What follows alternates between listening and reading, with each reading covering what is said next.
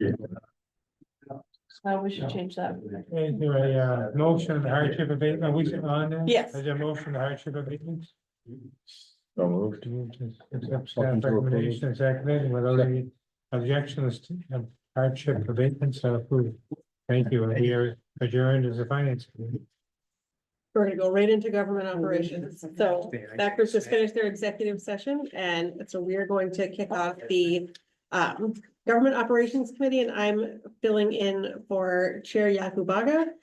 Committee members present are Councillor Fish, Councillor Hawes, Councillor Trumbull, and myself, and we also have council members, Dean, Fournier, Leonard. And I think, yeah. And at the table, so how this is gonna work, this is a unique workshop and that, or committee meeting, and that we are gonna allow for public comment, but we're gonna start by having the city solicitor present the item to catch up on my notes here, the item which is about loitering ordinance. So he's gonna give us a summary of that. We will allow public comment, and I'll introduce that when it's time for that, but we'll start with solicitor subject. Thanks. As you probably recall, on June 3rd in this committee, there was a discussion on the proposed amendment to the city's loitering ordinance, and this amendment is narrow in scope. It would apply only to a small number of narrow medians in high volume or high speed traffic areas on city owned streets. Basically, it would be an amendment to the city's loitering ordinance, saying that there'd be no loitering on medians less than 6 feet wide in high volume or high speed traffic areas. There have been some concerns raised since the last government operations, since the last meeting. One of those concerns that has been raised is about this constitutionality of the proposed amendment as it relates to free speech. And there have been other ordinances that have been struck down on free speech for free speech reasons. Those other ones are not narrow in scope as this median is. One in particular applied to all medians. And also in other cases when ordinances have been struck down, they allowed political speech on those medians. In other words, their ordinance didn't apply to all loitering activities. And so courts found that the overbreadth or overbroadness of those provisions cut against their expressed public safety concern. The loitering ordinance amendment that staff is proposing is it would be difficult to argue that this amendment is overbroad. As I said, it's narrow in scope. By staff estimate, it is estimated to apply to only about 10 medians on city-owned streets, the large majority of which are the Department of Transportation has them listed as current high crash locations or HCLs or past HCLs. And as I mentioned, this in terms of this amendment, it would not favor one form of speech over another, as it would prohibit all loitering activities on these narrow medians. And the only reason for this proposed amendment is public safety. As far as there's been another concern raised, criminalizing activities of those who are impoverished individuals. Again, the staff estimate is that it applies to only about 10 medians, either mostly current HCLs or past HCLs. And chief of police was here last time and spoke about the expected enforcement would be by way of conversation and education that would be directing individuals to anywhere other than these few unsafe locations. There are hundreds or thousands of locations where loitering is allowed within the city. And any kind of enforcement beyond conversation and education would only occur in extreme circumstances. There was an issue that has been brought up about identifying specific medians, and that identifying specific medians for the loiterance, the loitering prohibition was considered by staff. It was ultimately decided that the narrow in scope but slightly more flexible language of the proposed ordinance would allow for applying to these dangerous locations without revising the amendment each time traffic patterns change and that sort of thing.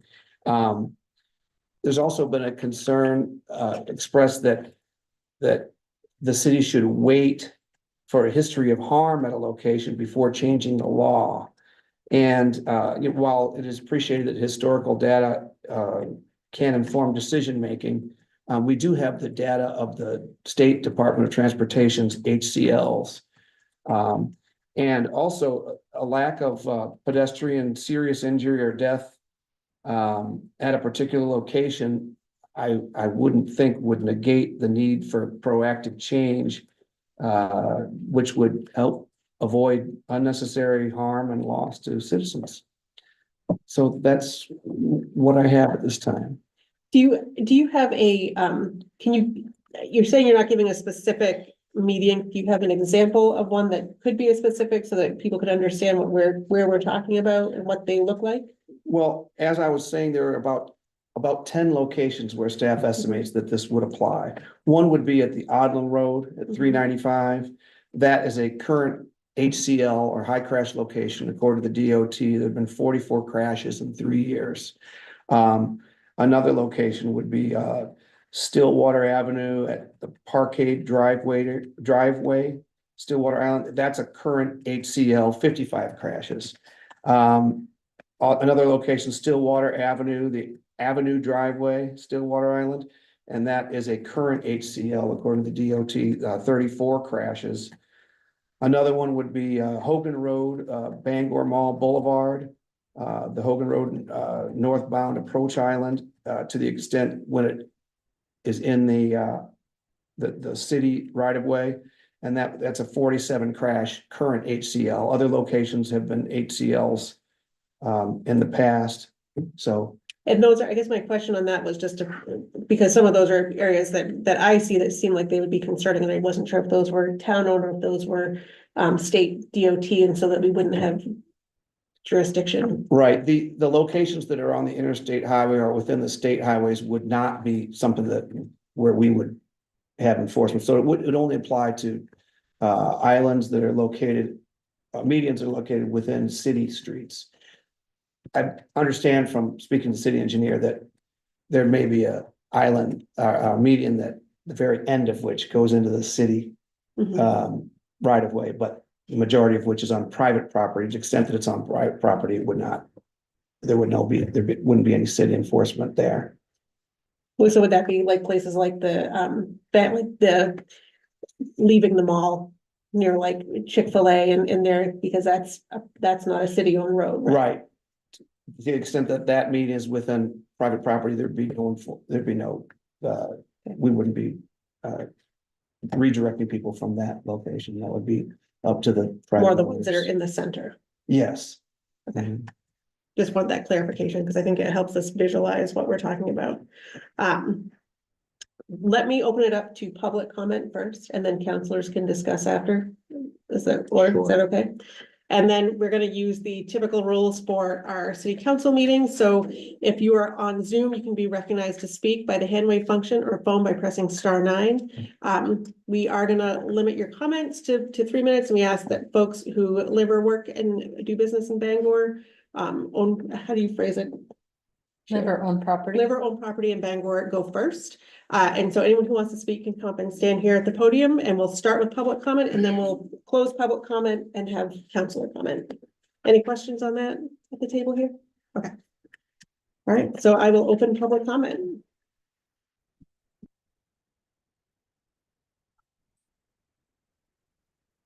Hello, my name is Jason Hunt. I live at 200 Hancock Street. And I was a former resident of Portland.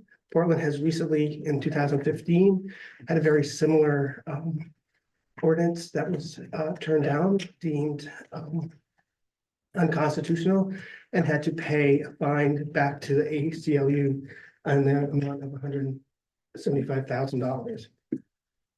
I want you to consider that as a taxpayer. I would not be happy if the city made a choice that had to get funded in that way. So thank you for hearing me.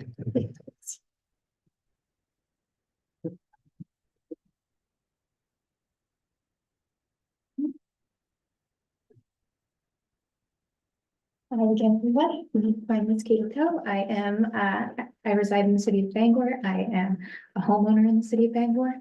I just wanted to reiterate again that I think that this would have the effect ultimately of having more interactions between folks that are already on the edge of society with the police, and therefore make them be a little bit more in danger in their everyday life and a little bit less safe when it comes to just existing day to day. I understand that you guys are looking after their bodily safety, but their bodily safety isn't just in danger from being hit by a car. It's also in danger from not being able to get the funds they need, not being able to be seen in public. I was emotional on my thoughts, so I'm just gonna run away, but thank you for listening to me. Thanks.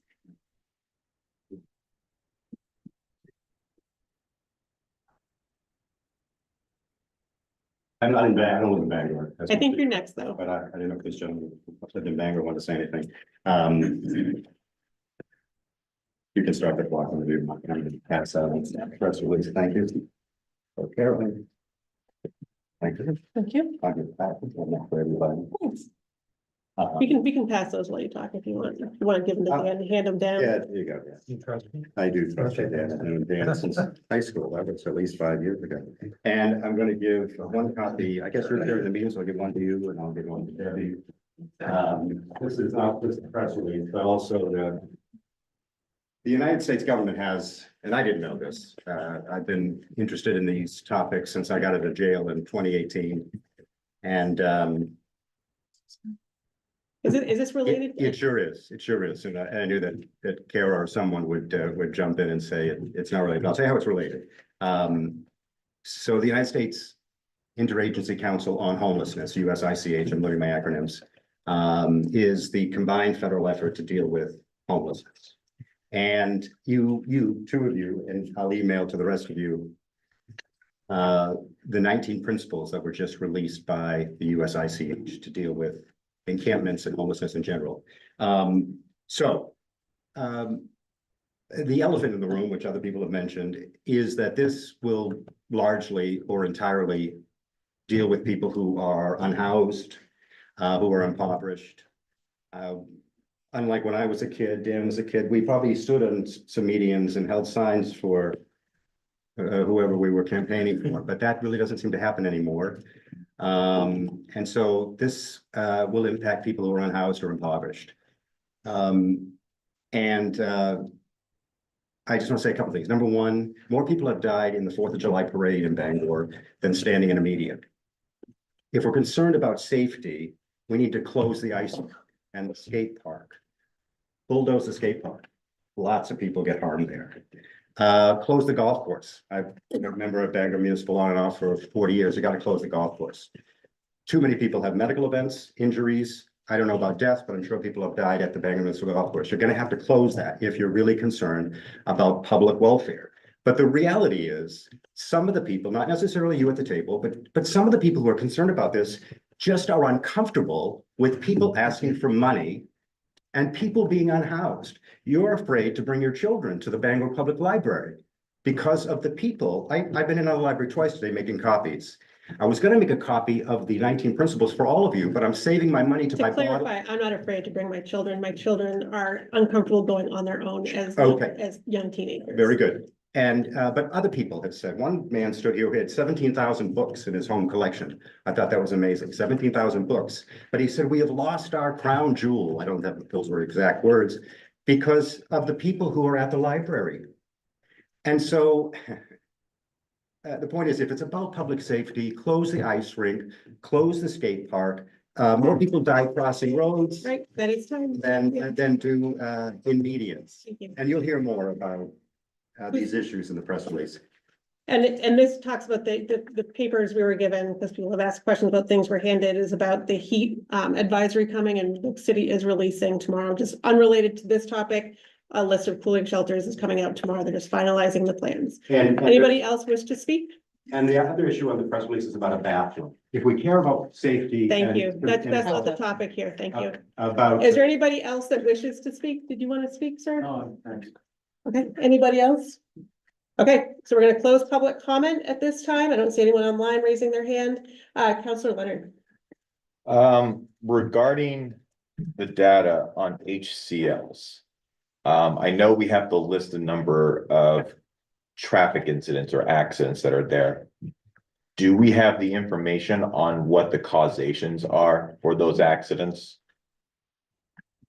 The DOT website gives the information. That was what was looked at by staff, particularly the city engineer. So are we able to, as a council, review that information, see what the total causations of those HCLs are, and then come back with a idea on what the safety issues are in these medians? The reason why I say that is because if these are actually safety related issues, if these accidents are being caused by individuals that are in these medians, then that would be a concern for me to potentially consider specific locations for this.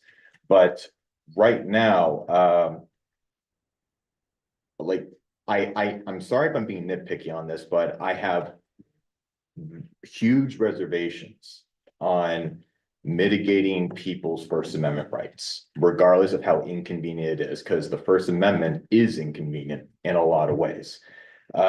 You say in here at one point, quote, while it is appreciated that historical data can inform decision-making, it is respectfully disagreed that a lack of serious injury or death to a pedestrian at a particular location negates the need for proactive changes in the law. What is the it that respectfully disagrees? The proposition was that it was expressed that I'm sorry, what is the it that disagrees? staff. Okay, so what is the primary disagreement that comes from staff? Like, well, what is the data that backs up that disagreement regarding that we shouldn't inform this decision based off of more complete data? Because again, I'm not going to vote on something that's going to mitigate people's First Amendment rights unless I have a clear cache of data that showcases that these medians are actually dangerous and that we need to have more restrictive First Amendment right laws in these meetings right now. I'd be more open to having this be an infrastructure committee meeting where we talk about just destroying the medians, because personally, I mean, I love to get John's opinion on this. City Engineer Terrio, but I don't like medians. I think they're a nuisance. I think they're bad at plowing, so on and so forth. And I'd be fine with that, but I concur with the first speaker that came up here.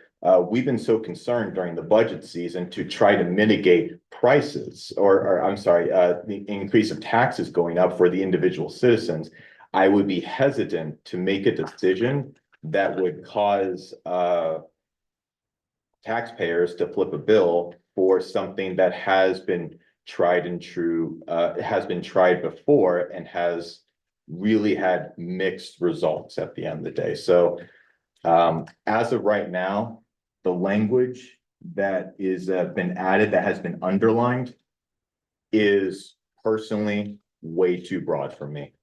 And I either need more data to make an informed decision on each of these individual medians. So sorry to pick on you, David, but about 10 medians, I need to know the exact number of medians. Before making a decision on this. That's all I have to say on that. I can say that I know that from being on infrastructure my entire council career, because it's my favorite committee, that there are, the high crash locations usually give a detail and they'll talk about like where the, how many were coming northbound. There's actually a lot of data in those reports. So that is something that we could review, but that data does exist. I don't know if that was a hypothetical that you were putting out, if you were really asking. No, I would like us all at the table to see that data, Mhm. see what are the percentages of what has caused those accidents, and see if, when we can go through an informed decision-making process, are these medians actually worthwhile banning panhandlers or people at these locations? Or are these high crash locations have to do nothing with the pedestrians that are there? Because if it is, not gonna lie, if it's less than 5% of the total crashes in those areas are related to pedestrians, this to me is a non-issue. Councilor Tremble? Just a question or comment. As I understand the difference between the Portland ordinance that they had and what we've done, theirs was just talked about panhandling, ours is more broad, and is that the difference? They didn't just talk about panhandling. Why was they have, what was wrong with the ordinance? They talked about all medians. Oh, all medians. All okay. medians. It was a blanket. And the other thing that Okay. happened there was that they allowed, for example, political signs to be put on the Right, medians okay. while not allowing panhandling. So the court found that they were favoring one form of Yeah. protected free speech over another. So, in my comment, I mean, I appreciate the comments from the public, and it's not easy, I mean, people that panhandling, I'm sure they don't wanna be out there panhandling. They would much rather not having to do that, I'm sure, but they're trying to get some money to, eat, survive. But that being said, I think the way we've defined this ordinance, it's very limited in scope. I mean, this won't even affect an area. I was coming off the interstate Friday on Hammond Street, and there was a woman on the off ramp. She was going up and down, knocking on every car window. I think she went probably 50 feet on the off ramp, but this wouldn't impact that at all. But there's those areas on the Auburn Road. I mean, it's. I don't have a problem with this. I think it's a public safety issue, and we're gonna limit it for everybody. I mean, and the point I want to make, when somebody said about people that are panhandling, it's gonna, I can't remember the phrase, but they're gonna,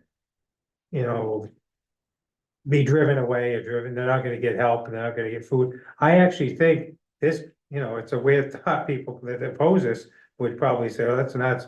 But the way our police interacts with people, I think this could be helpful to somebody that's panhandling, because they're gonna interact with them. They're gonna say, you can't panhandle here, because right now, if somebody's panhandling, there's no interaction, they just keep panhandling. Now there's gonna be interaction, they're gonna say, you can't do this, but we can get your services, or you can go do this here. But this gives you a chance to interact with somebody that's panhandling, and we can get them into services, or find them help, or get them food stamps or whatever they need. But right now, there's no reason to interact with somebody that's panhandling for the police or public, our outreach workers. So I think it would give us a reason to interact with people that are panhandling.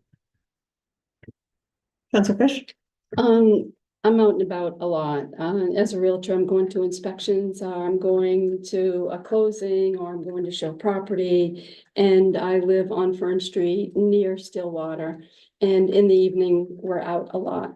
And I have had multiple occasions where I have myself had a close call in the evening where it was hard to see a person right on Stillwater, right near the intersection where you got the Kohl's Mall on the left and you've got Chick-fil-A on the right, plus you've got 395 and traffic is turning left and right, and there's arrows and there's red lights and green lights, and it's chaos even when you're in a car trying to figure out where you're going.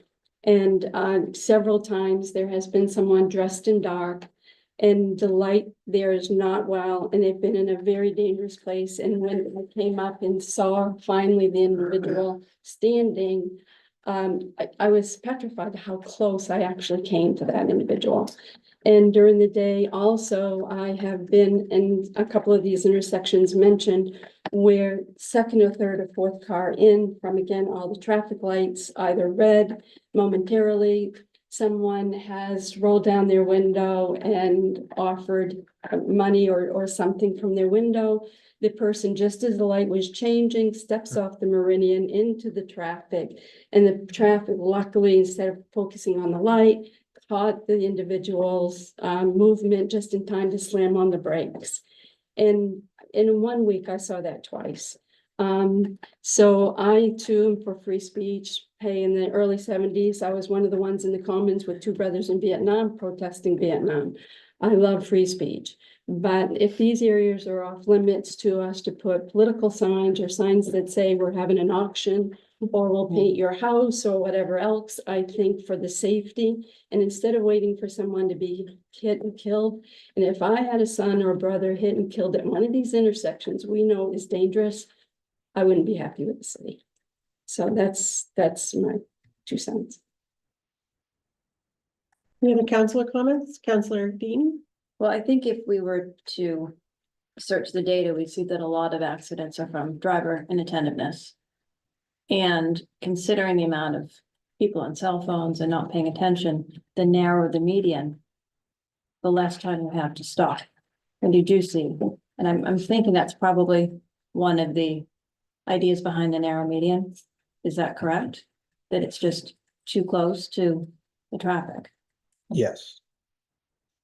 There's So it makes not sense. protection if the median is so narrow.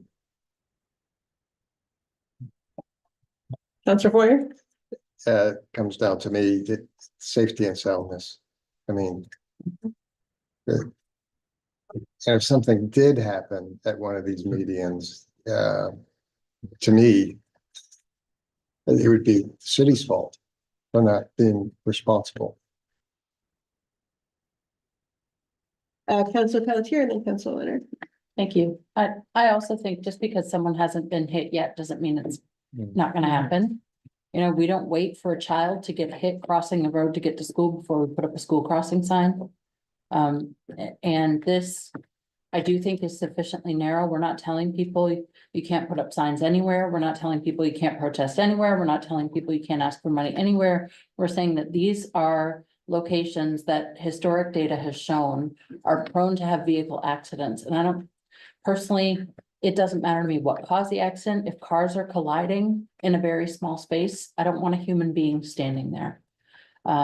This would still leave hundreds, if not thousands, of sidewalks, intersections, and other public places in the city where people can exercise their free speech rights. This, to me, is about the safety of these particular, very narrowly defined locations that data has shown to be inhospitable to humans and people outside the safety of a vehicle. Councilor? I would like to request that the cache of data on these specific crashes or high crash locations be shared with the council, and we have the full spectrum of that data to be reviewed either in email form or at another meeting, but I don't think it is appropriate to make a decision on this without the actual concrete data for all of us to look at. I think it's just a point of order. So this was, I wasn't at the last committee meeting. This was, went to the council. This just is a referred back. We don't want to take a vote tonight, right? It's already been voted on by the committee. Right, it has had first reading. Yeah. It was discussed at So a it goes prior, back to the next council. it'll go to meeting. second reading Right. for the vote, yeah. Okay, so we don't need to take a vote tonight. No. Did you have a comment or were you? I think my main comment would be that particularly on the Auburn Road, there's 2 factors. It's a very narrow median, but it's also a high speed area. People coming often the interstate onto Auburn Road. I've seen them go up and bump up against the median because they're going too fast to come around. It's a slippery area. There's people that are standing out there, and if one person steps off to talk to this car, but somebody's coming around to go the other way out of Hammond Street, it's hazardous and it's not that well lit there. Like Council Fish said, it's pretty dark sometimes, so to me, it's been about safety from the beginning. This has not been about whether you should talk about your right to whatever it is you want to speak on. It's about the safety of people. I've seen people standing out there, 2 adults, a child in a stroller, and a dog on that skinny little median on Auburn Road. Now, don't tell me that they're not all could be all killed if somebody came up over that median. So, yeah, it's about safety, and I would support it because of that. My 2 cents are, the data can be informative, but I don't think you're gonna find that pedestrian caused the accidents. And I don't think that that's necessarily what we're looking for. I think anybody would say you don't wanna be a pedestrian in front of a head-on collision or in between a head-on collision. So it could be informative, but I don't think that it's not to prove that pedestrians are causing the issue. The medians that are named, so for instance, like I think of like the median on Broadway at front of John Baptist, it's 6 miles to be, there's room there. But when you see, there's folks who are sitting in a folding chair at Hogan Road and Bangor Mall Boulevard on this little balance beam of a divide of a curb, it's barely a median. That has caused me concern before this ordinance even came up, seeing that it's migrated to those areas. I don't have those same concerns at the little spot leaving the mall by Chick-fil-A. It's just a little broader, it's more visible because there's the sign, there's foliage, it's just a wider space. So I am in support of this as it's written. I think it would be good to actually list out the medians as opposed to saying just, about 10. I think it would be good to have a list of the medians involved before it came back to council. In general, I am in favor of this because it does not restrict activity at all medians. It doesn't restrict specific activity at some medians. It just says these few medians, really, you shouldn't be standing on them. When you see people who are crossing to go to like Dunkin' Donuts who have been staying at the hotels on that side, you see them like running for their lives just trying to cross. People who are trying to get to their coffee don't want to be there because I think it does, for all the reasons in traffic design, why it feels like an unsafe intersection. So it's unfortunate that folks choose to feel that unsafe intersection as a means to panhandle, but it's also a matter of there are better intersections and better places that can happen. So I'm okay with it as written, except for that I think it would be good to really drill down and say, here are the specific intersections, specific medians that we would restrict all activity on. Does that give guidance? Are there any other comments from the council? Well, just in your last, I appreciate what you're saying about listing them, but I think as the solicitor said, I mean, things could change if an intersection change. So maybe say at this time, it would apply to these intersections, Yeah. but this could change, Yeah. but it's determined by the parameters of the thing. The width of the intersection will determine which. And I think it helps to know that, it helped me to know that it would be like that one on Alden Road, the one on Hogan Road, which are the ones that I've seen that have. I'm not that concerned about the one in front of John Baptist or the one by Chick-fil-A, but to have it spelled out, current applying to, but not, but however you have to, you're a lawyer. But to say, here are the ones that exist now that meet this criteria, because I think that can be figured out. Yeah, the way it's written and the way it will come to the council on second reading, it would clearly not apply to the one in front of John Baptist, which is way Right, more than right, 6 right, feet right. wide. And that's what I mean, but to be specific about where it would, because I think there is, especially around the mall areas and shopping centers, confusion about what is. People will be like, oh, the mall road is terrible, and I am the first one to scream, not ours, not it, that's private road, it's not, the city can't do anything about it, except for call them and ask them to please fix it.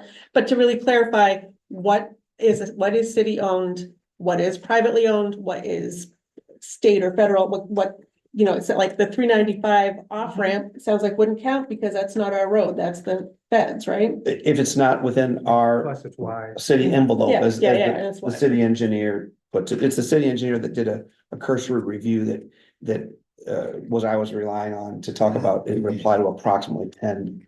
Yeah. Because that's based on the city engineer's cursory review of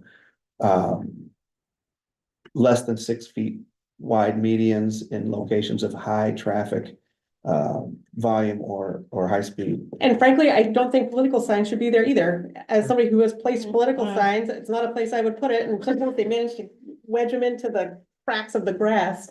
But it creates a visual obstruction for drivers and things like that. So, I think that keeping those as clear as possible is in the best interest of not only pedestrians, but also drivers and everyone else. There wouldn't be political signs allowed at any of the places where Yeah. this amendment would. And that's what I'm kind of clarifying, is that it's not a panhandling ban, it's a safety restriction. All right, any other further comments from council? All right, seeing none, Just for your consideration, there is, no, never mind.